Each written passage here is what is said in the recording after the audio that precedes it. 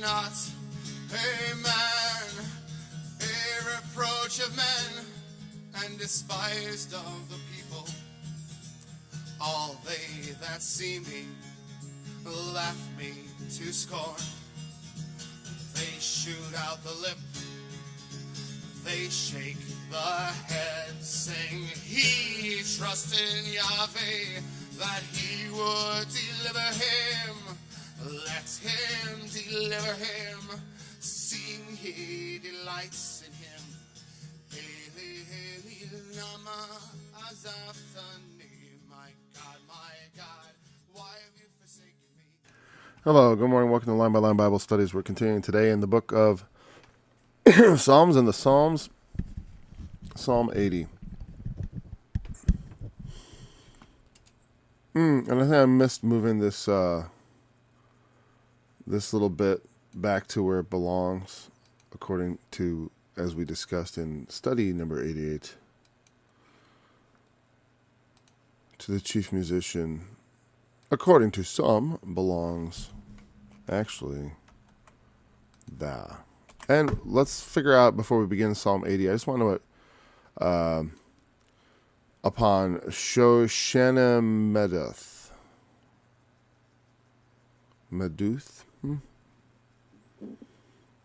Shoshana Meduth. Shoshana, I remember the Shoshana part, I think I've heard somewhere. It's going to be something like the peaceful babbling brook. No, I don't know. All right, let's see. All right. I'm just going to fit it there. Oh, well, whatever. I think this is not the usual width I use. There we go. A little more like that. A little more like that. Okay. Upon Shoshana Meduth. It says Shoshanim Iduth. Oh, Shoshanim. Yeah, Shoshanim. I've heard that before. Shoshanim Iduth. Shushan Iduth or Shoshanim Iduth. The meaning thereof is Shoshanim Iduth or Shushan. There's, I like the way. Definition. Oh. And then it says, from Shushan and Iduth, perhaps lily of testimony. Okay, I thought it was something like, did I even use the word lily? I said something about like grass or brooks or something, I don't know. But yeah, it's something about the lily of testimony or whatever. You know, like I said, I don't put a lot of stock. To me, that's probably the melody or something. I don't know. You know, play it on Shoshana Meduth, please. You know, that's the way it sounds to me. And it's certainly not. I wouldn't want to say that and then have it be the key to understanding. But I don't think that is the key to understanding. I like to put it where it belongs, if that's indeed where it belongs. And we talked about those reasons, but. A Psalm of Asaph. Givir, O shepherd of Israel, thou that leadest Joseph like a flock, thou that dwellest between the cherubims, shine forth.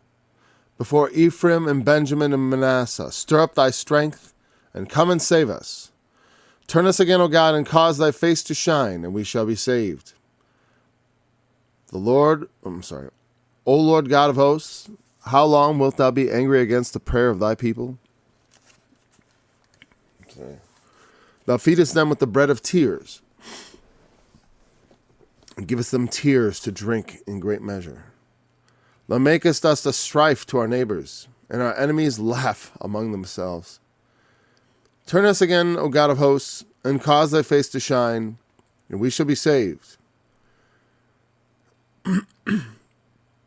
Thou hast brought a vine out of Egypt.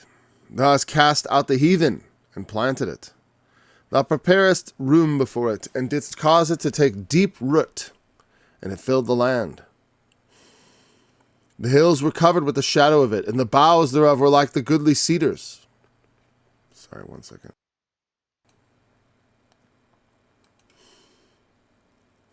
She sent out her boughs into the sea, and her branches into the river.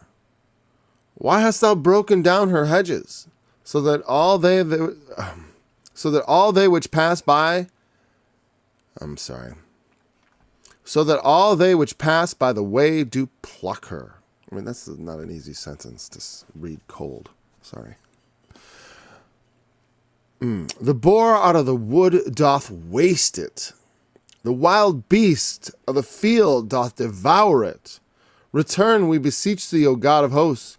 Look down from heaven, and behold, and visit this vine, and the vineyard which thy right hand hath planted, and the branch that thou madest strong for thyself.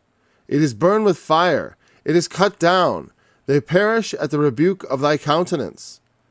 Let thy hand be upon the man of thy right hand, and upon the Son of Man whom thou madest strong for thyself. So will not we go back from thee. And bad translation on the King James part there. So we will not go back from thee, is what it should say. So we will not go back from thee. Quicken us, and we will call upon thy name. Turn us again, O Lord of God of hosts. Cause thy face to shine, and we shall be saved. And that's a refrain in a bit in this psalm. Turn us again, O Lord. It came up at least twice, right? Turn us again, O Lord, was in the beginning, and it's then at the end as the cap. Actually, what is it, 3 times? It's 3 times. But it's, it's 3 times. Verse 3, verse 7.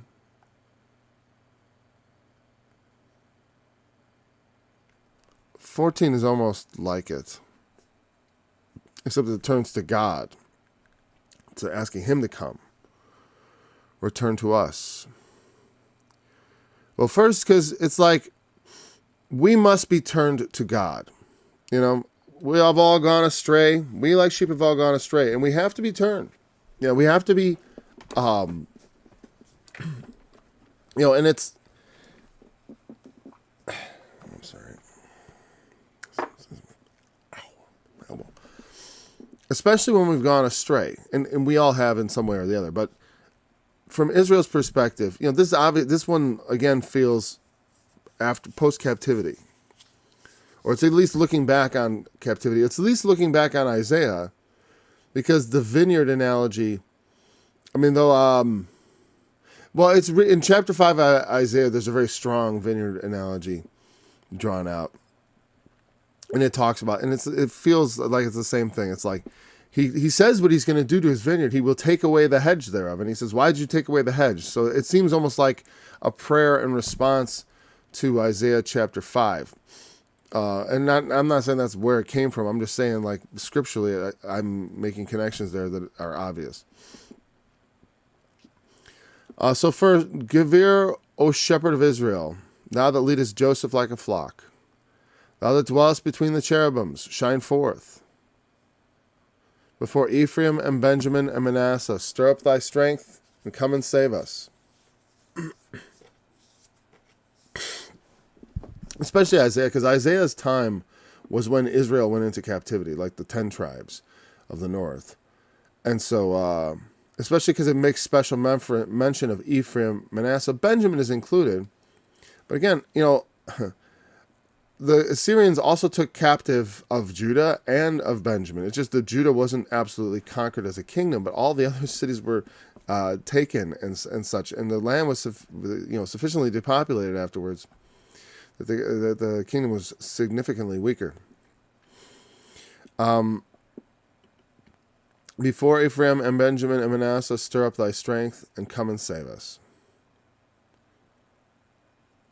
So again, the call is to God who dwells between the cherubims. And they call him as shepherd, as the one who leads us like a flock, as he did in hearkening back to the wilderness, to the time of the wilderness, and also to the time before Ephraim really had gone astray.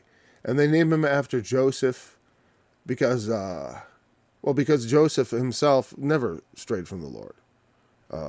So his, that was where Ephraim got, the reason Ephraim and Manasseh are such important tribes, well, because they're both the sons of Joseph. Of course, Manasseh being the older, because Jacob he was the younger brother. When he blessed the 2 brothers, he crossed his hands and he said, Yes, the older Manasseh, he would be a great nation, but Ephraim even greater. And Ephraim became the leading tribe of Israel, but also leading it as they went astray.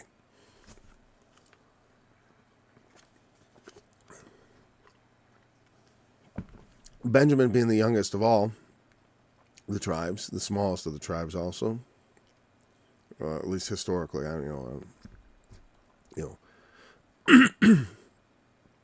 have no idea these days how they would even reckon it, and nor do I really care. God dwells between the cherubims. The cherubims were on the ark, and above that was the mercy seat, the seat of mercy, where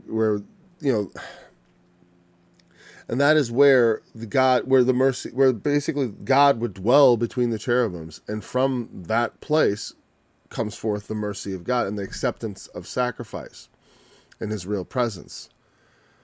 And so they refer to him in that position and saying, shine forth, cause thy face to shine in verse 3 and verse 7 and towards the end. And when it asks God, we've talked about this before, to cause your face to shine upon us. It is a disaster if God would turn his face from us, and not. It is a sign that God favors us. It's like when you go approach, like a child approaching their parents, or or maybe a man, a woman, whatever. But like when you get a positive response, someone, and they give you a look of encouragement. Their faces shine with approval. It's not just about, literal light or something. They could see that. But the point is, it's like, how does a face give light? How does a face give light? Not literal light. But it does.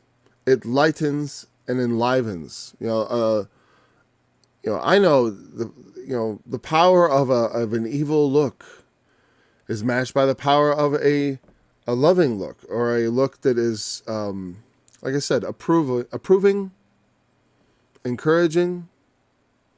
To put your face so when because there's like, imagine you see God's face for the first time. So what's he look when he looks at you for the first time? He turns his face towards you, and what is his face going to look like? I don't know. I'm not asking you to speculate either. But the point is, there's several ways it could appear. He could arrange his face. He could be frowning. He could be looking stern. He could be totally dispassionate. But there is a way in which someone can arrange their face so as to make their face shine, in a sense. In the sense of that it would be a face that radiates blessing, a face that radiates approval and acceptance. Well done, thou good and faithful servant. That kind of face. Where it's like, we're all right here. And that's the idea, is we want God to look on us with favor. We want him to turn his face symbolically to us in a favorable direction, to look on us, to radiate blessing at us. To come from from his place, I couldn't get it out, from his place between the cherubims, to shine forth with mercy, stir up your strength to save us, because that's what mercy does. When God has mercy, he uses his strength for our benefit. And as believers, of course, we trust this constantly. We're not looking for periodic salvation from, flesh and blood threats. We look for ultimate salvation from sin, the real and greatest of all enemies. That brings about death, and of course, then thereby death, because death is, death is because of sin. We die because of sin. So, against that greatest of all enemies, we need strength that is beyond anything we have in ourselves. And God must stir up his strength on our behalf and save us. But in this, it's like they're looking at their current situation of, captivity or enemies threatening, whatever it is. And And then when we're talking about us as a nation, I don't think we have a national promise from God, but God does judge the nations. I mean, we know that. And when he has a lot of people there, and the nation is a force for good, there's no, God will bless that nation. Why wouldn't he? Because that's what he does. But, and has done. I mean, he has blessed us. Like he blessed Israel. I don't think this is a new Israel, or I don't have any beliefs like that. And I never used to even talk like that. I never used to talk about anything political. Whatever. Like I said, until it comes to my front door, all of a sudden I was like, oh, okay, I guess I do. Because then all of a sudden the inspiration enters in, and I'm like, okay, I have a lot to say about this.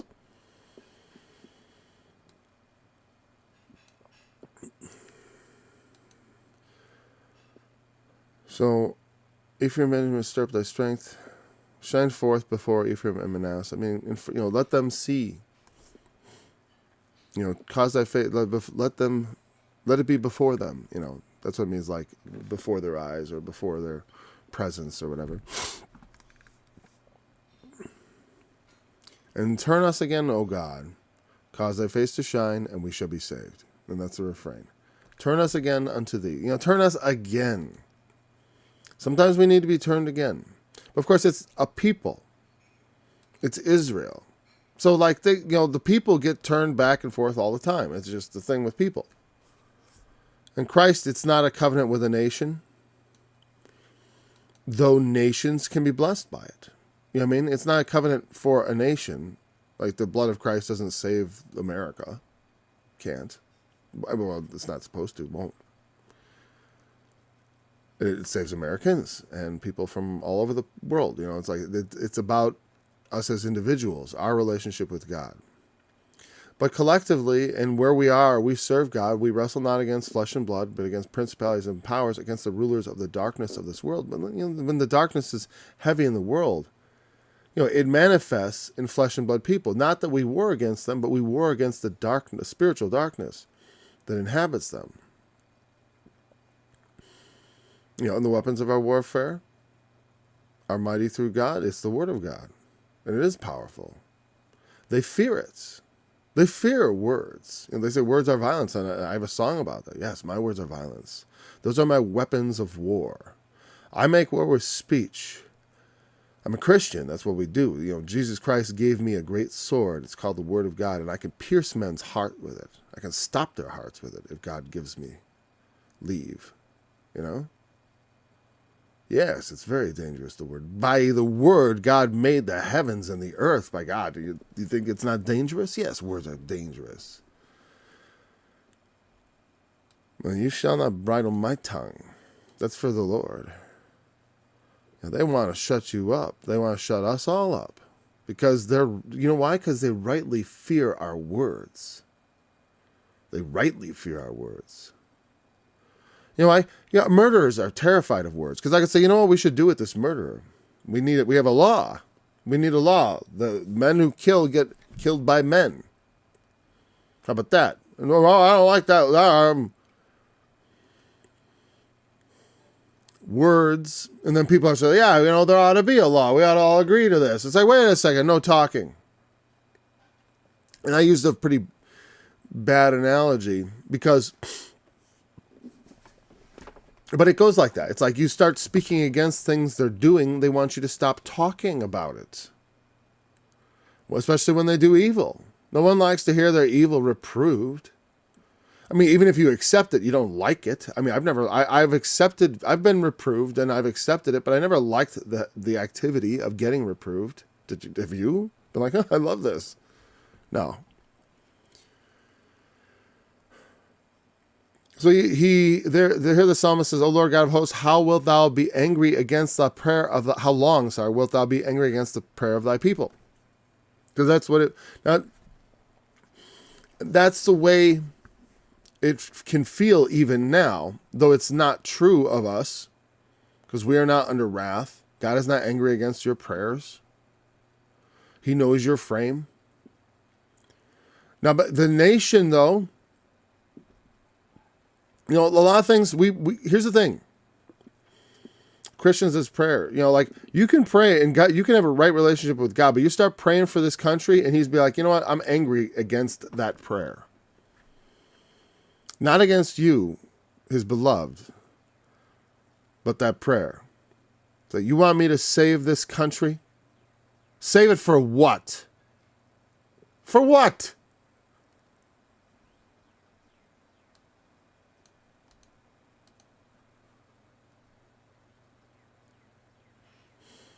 So he'd never be, but because that's what I'm saying. There's no covenant with a nation.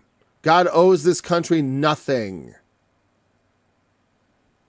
Or any country. He takes up the nations, they're all like a drop of the bucket. Very small thing to God, the nations. The heathen rage against him. And it does not, it's like, well, he that sits in the heavens shall laugh. That's what it says about that. Rage on, nations. But they're all, it's like, but the thing is, the whole thing is, as I always will affirm, is unfolding according to God's plan. As opaque as that can seem at times. I mean, there are aspects of God's plan which are perfectly clear, which we understand. His plan of salvation. But like to the nuance of evil and good and all those things, like the purposes each and everything serves. Because all things work together for good for those who love God, for the, et cetera, right? Who are called according to his purpose. But it does not, just like the promise of Christ's resurrection, or of Christ's kingdom, that all things are put under his feet, but we do not yet see all things put under his feet. So also, we're promised salvation and resurrection. We don't yet see it.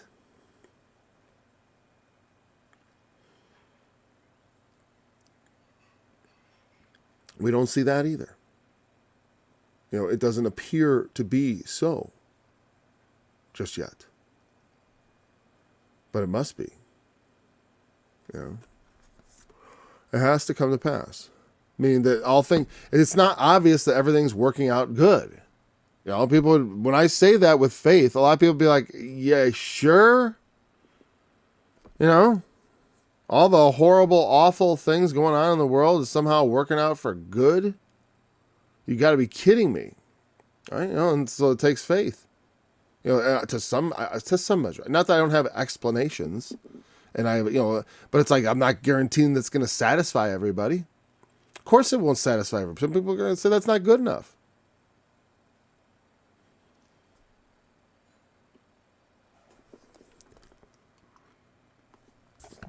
So how long will they be angry against the prayer of thy people? Because, when you pray and you don't get what you want, it feels like God either isn't listening or he's angry. But in particular, in Isaiah and stuff, it talks about, though you make many prayers, I will not hear. Your hands are full of blood. And, and the prophets and the psalmists understand why God was angry with the people. But still, how long, God? Wilt thou be angry forever? Wilt thou, will thou consume us utterly?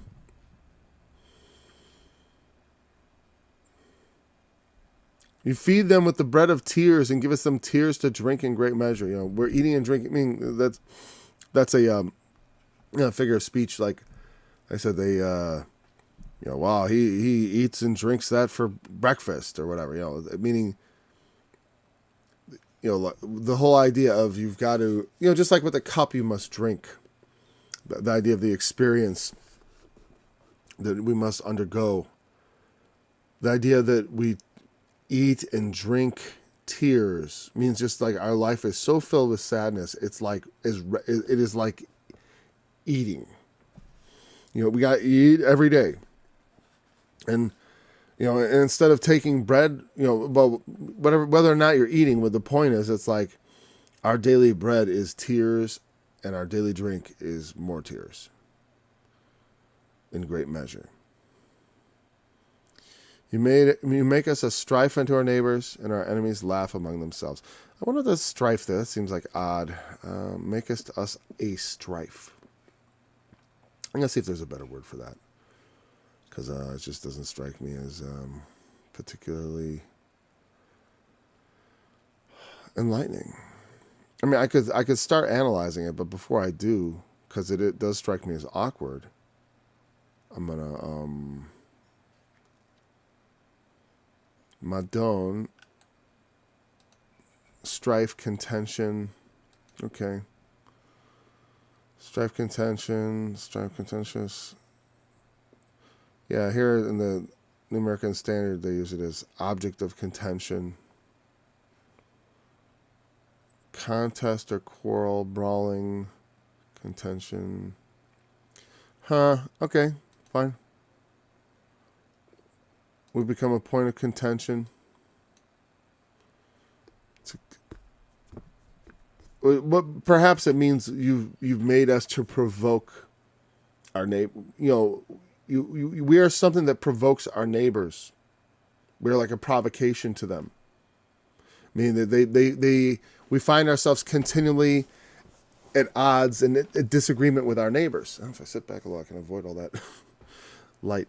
But because it's bugging my eyes as I like my eyes.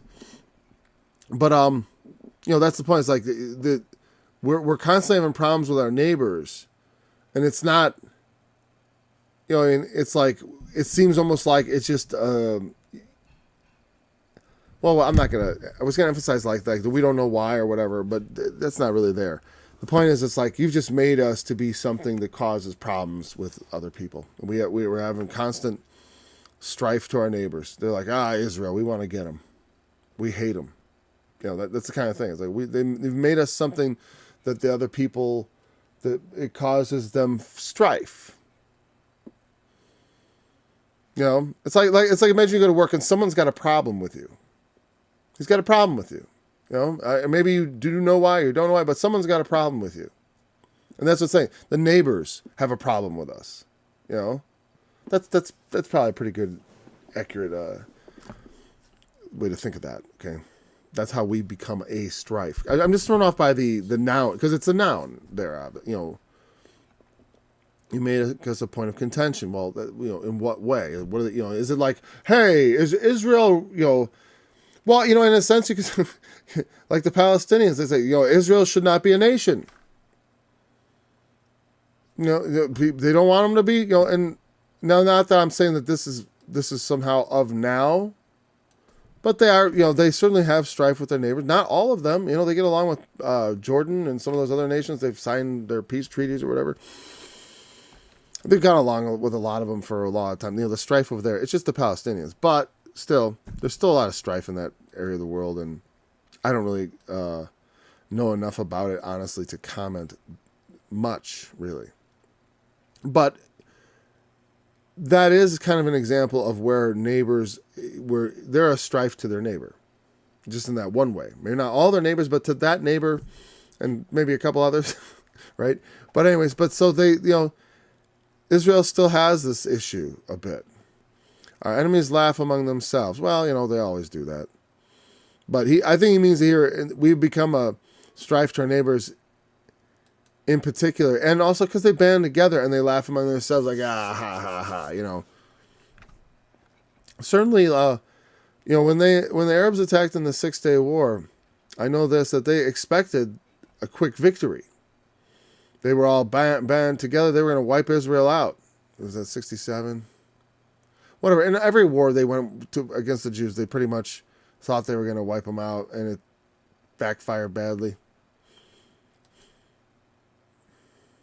It's hard to, when you're fighting against people who are fighting for their very existence, it's like you can't possibly be as motivated as they are, as far as I'm concerned. Someone with their back to the wall, literally, to the sea, but basically, they've got nowhere to go. They were going to drive them into the sea, but they didn't. Thou hast brought a vine out of... Oh, wait. Okay, they laugh among themselves. Turn us again, O God of hosts. Cause thy face to shine. We shall be saved. There's a refrain. We need to be turned. Now he goes into the vine analogy. Thou hast brought a vine out of Egypt. Thou hast cast out the heathen and planted it. It's a much shorter way of saying what we were trying to get at in Psalm 78, right? Thou preparest room before it. Thou didst cause it to take deep root and filled the land. You prepared the ground. It was, you made it fertile. Just like it says in the prepared room, it says, I made a vineyard, I put a wall around it, a fence around it, I put a tower in the midst thereof, all the stuff he did to protect it, hedged it about, planted it with the choicest vine, built a wine press, all that stuff. You caused it to take deep root, and it filled the land. Of course, this is talking about Israel now.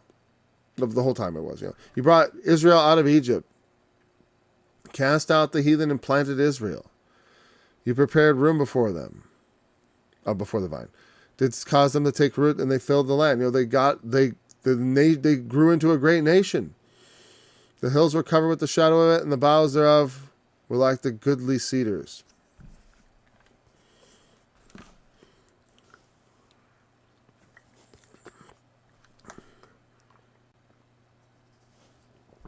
She sent out her boughs into the sea and her branches into the river. Oh, the hills. Okay. Just saying, the hills were, this is now this is getting like, for a vine, this is crazy, man. The vine is like growing, imagine this vine growing like, it makes me think of like one of Pharaoh's dreams and stuff, growing and covering the entire land. A huge vine covering the hills under its shadow, and the boughs thereof were like the goodly cedars. Because vines don't have boughs. They get pretty big, but a big grapevine is nothing like a cedar. A grapevine that was like a cedar, like a good cedar, like a big old cedar tree.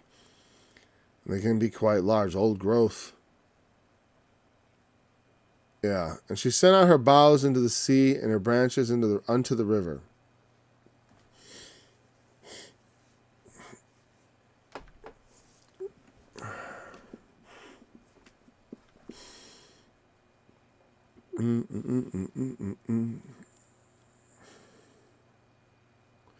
Why hast thou then broken down her hedges, so that all they which pass by do pluck her? Oh, grapevine, of course.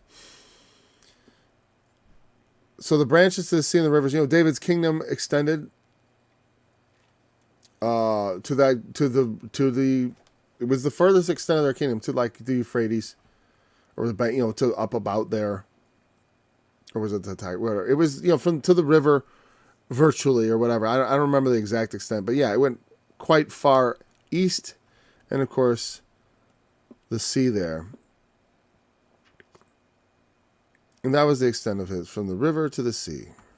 That's how far it grew at one point. Or at least and we should also say the influence thereof. They dominated the region from the river to the sea, certainly, during the reign of David.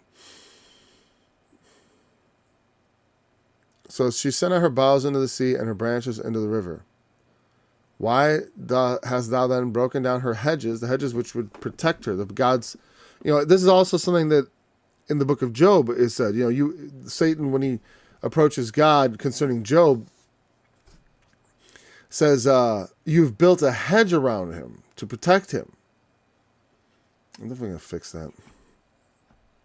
I should have my Bible study earlier.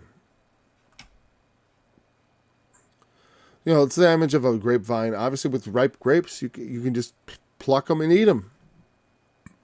And so, but also, he's got this beautiful vine and the hedge and beautiful grapes, right? And the hedge around it, and then all around, everyone's coming around and plucking off the grapes. He departs from, because the Lord's opinion about this vine is like, well, I expected fruit from this grapevine, but instead, I got wild grapes.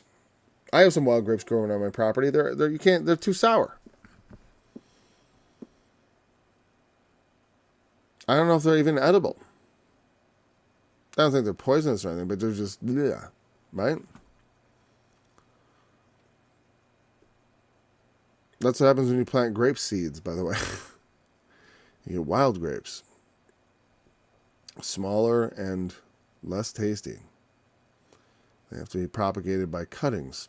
Anyways, what hast thou, why hast thou then broken down her hedges? The boar out of the wood doth waste it. The boar, just the sort of thing to come in and eat all your grapevines and also trample it down. And the wild beast of the field doth devour it. This is referencing probably the enemies of Israel, the wild boar, the wild beast. Return, we beseech thee, O God of hosts, look down from heaven, and behold, and visit this vine. Come and visit Israel again. Meaning in the sense of like, turn your face to shine upon us. Like, visit us in the sense of return to us your blessings. Bless us again. Restore us to being your people again. At least lead us again like a flock, like you did before. We are your inheritance. You've given us your covenant. You've put your word among us. We ask you to return, to look down from heaven and behold, and visit this vine, and the vineyard which thy right hand hath planted, and the branch which thou madest strong for thyself. For his own sake he did it. It is burned with fire. It is cut down because it's all for God. Because you know why God does things? It's for his pleasure, his will. It's what God wanted, his determinate counsel and foreknowledge. Not to please us. Not to win our favor, to win our approval. But rather to give us that from himself, to give us approval on his terms. It's on his terms. Because God is God. Man is on earth and God is in heaven and you are on earth. Therefore let thy words be few.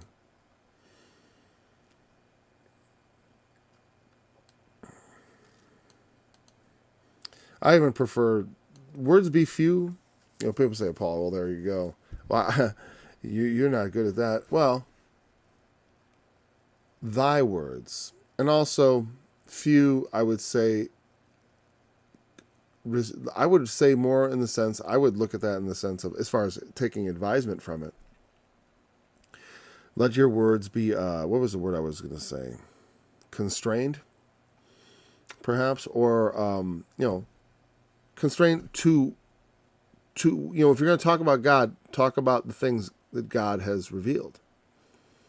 It talks about being hasty to utter anything before God. I mean, like lots of promises and stuff like that. Oh, God, I'll do this and I'll do that. That's kind of the context that's given in. Uttering things before God in promise or by way of oaths is regarded as foolishness in the Old Testament as well as the New Testament. You should not get real wordy with God when it comes to like trying to explain yourself, justify yourself, all sorts of things. And when it talks about, it means, know your place. When we're talking about God's word, there's nothing wrong with spending lots of time talking about God's word. It brings us closer to God. And it doesn't mean it doesn't mean you can make long prayers. It just don't do it in public, just like, for a pretense or anything like that. Don't do it to impress people. The vineyard, the branch which thou made strong for yourself, it is burned with fire, it is cut down, they perish at the rebuke of thy countenance. See, that's the opposite. Cause thy face to shine upon us. Because they have been suffering under the rebuke of his countenance. There is another way in which God could show his face to us.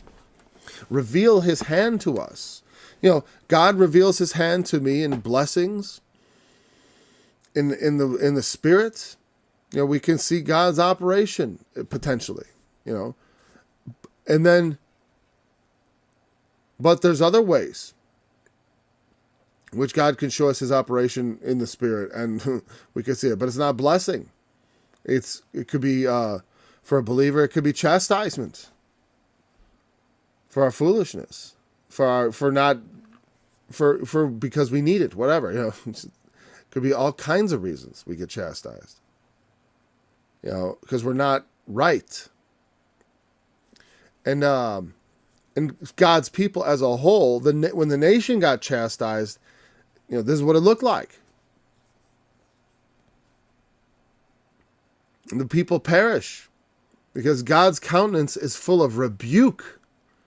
He looks on them with his eyes of fire, with the wrath that is due for those who transgress the holy covenant of God. And that's how he turned to his inheritance to destroy it. Not utterly. And that's what the remnant is wondering. How long, O Lord? Is it not? Are we done? Because another thing, the return from that is not going to take. It doesn't just happen overnight. It doesn't always just like. A lot of times we want to. I always like to make things right away. Like if I had a disagreement with my wife in the past, I always made sure we never let the sun go down on our wrath and all that stuff. Take advising from the scriptures, and I've always been very forward to do that myself. And just when you can't fix things, you can't be reconciled. Or like with God, it's like where he does not respond. It's like talking to a loved one and they just won't talk to you. Like, can you imagine how, maybe people do know what that's like. Because sometimes people give each other the silent treatment, and that's, it's not that God does that to us because he's always like that, but he has spoken already. He has spoken already. It's all written in his book. If we know the word, we'll have the word in season. When it's the right time, the right word will come to us because we know God's word, because we've heard it. And that, and that is what will carry you through. Because you may suffer rebuke as a Christian. You're not going to perish because of the rebuke, like that many did in Israel. With many of them, he was not well pleased. I speak to the true believers. The rebuke of God is merely the correction of a father. And that's how you should look at it. If indeed you feel like you're suffering as a consequence of your sin. It does not mean he hates you. In fact, as Paul says, it shows you are a beloved son. Because just like when Israel in Psalm 78, when they lusted for flesh and he just gave them all they wanted. And when God, when we lust for things or whatever, whatever it is our sin happens to be, and then we suffer as a consequence, it's, it could be such that, we don't suffer as a consequence. So we are encouraged in our sins. It can be so, when you get away, when you do something and you get that you shouldn't and you get away with it, it makes it more tempting and easier to do the next time. And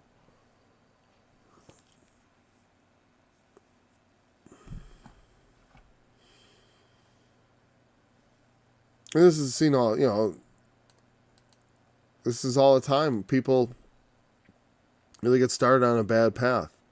Maybe someone tempts them to steal for the first time. I remember, when I was a kid, some kids got me to try to steal, and I did from a store, and it was really scary the first time. But then it was sort of like, oh, that wasn't so bad.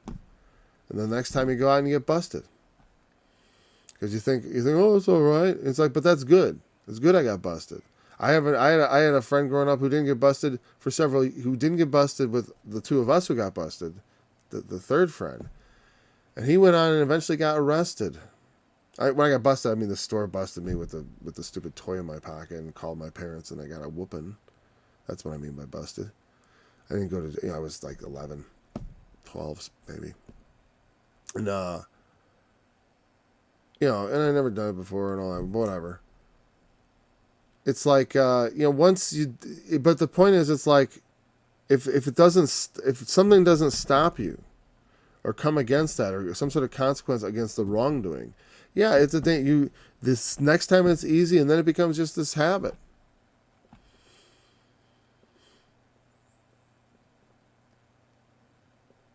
It is burned with fire, it is cut down, they perish at the rebuke of thy countenance. Let thy hand be upon the man of thy right hand, upon the Son of Man whom thou madest strong for thyself. That's for us, obviously, that is a reference to Christ. And for them it is also. It's a messianic hope. It's a hope that there would be a man who, of God's right hand, the Son of Man, who you make strong for yourself. Like David in the part when their kingdom was glorious, or when they were led by good men. You know what I mean? And he may even have someone in particular in mind. Maybe it's Nehemiah or something. I don't know what period exactly this is from. The men who were strong for returning Israel and also for upholding God's law. And so when it says, let thy hand be upon the man, that's interesting because it talks about God's hand being upon people. And sometimes it's good and sometimes it's bad. His hand is upon them for destruction, but also his hand is upon them for blessing. It just depends.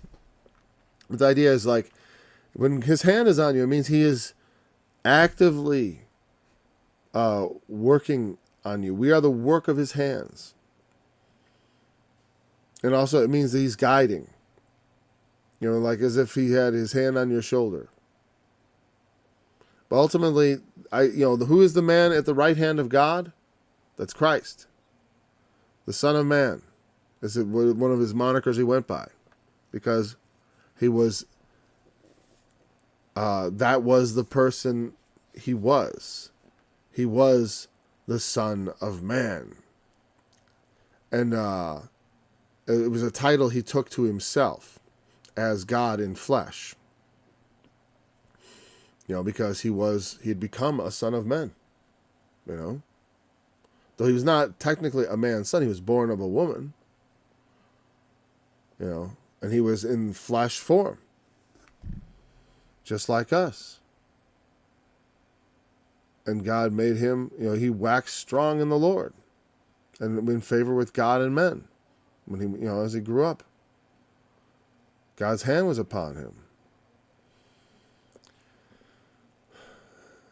And because ultimately human beings, we need another human being to lead us and as an example. They don't actually have to be present as far as literally.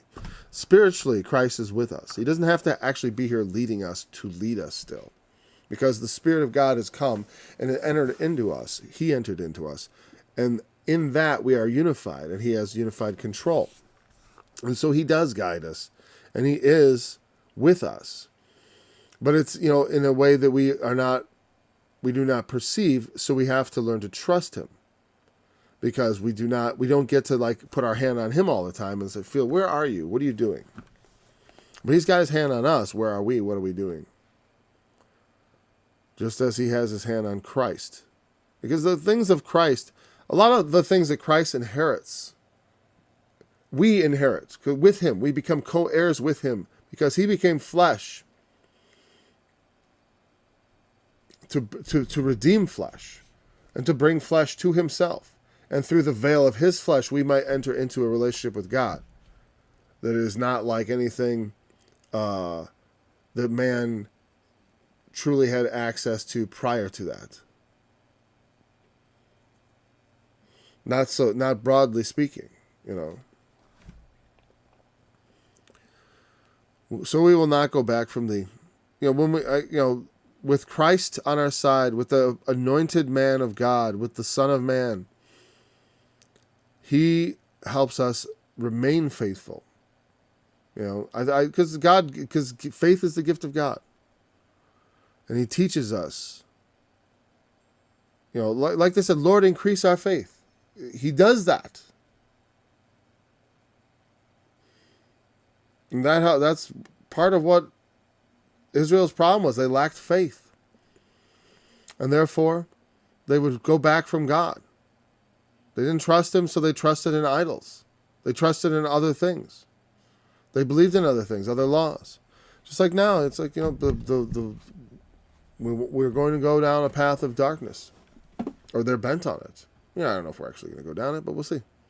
We're already on a dark path. The whole world's always on a dark path, and there's a shadow of death hovering over all of us. Quicken us, and we will call upon thy name. Quicken us means make alive, and then we will call on you.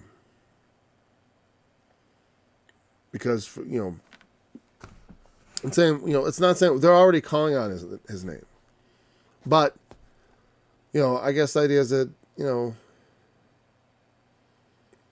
this is what we were supposed to do in the first place.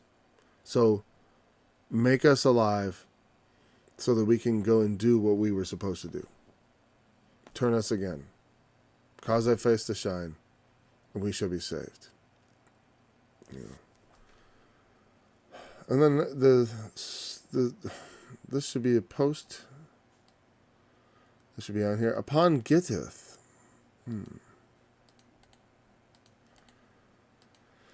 What does that mean? Let's see.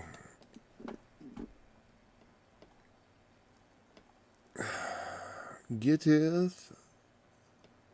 Oh, I gotta go to the next psalm. Because everyone else reckons this is part of that. Getteth, a musical turn of uncertain meaning is what it says. How much do I bet Bullinger has some meaning he has figured for it? Oh, my arm, I can't stand it straight entirely. Alright, I'm going to find out. They say it's a musical term of uncertain meaning. I do agree with them that that's probably the actual meaning.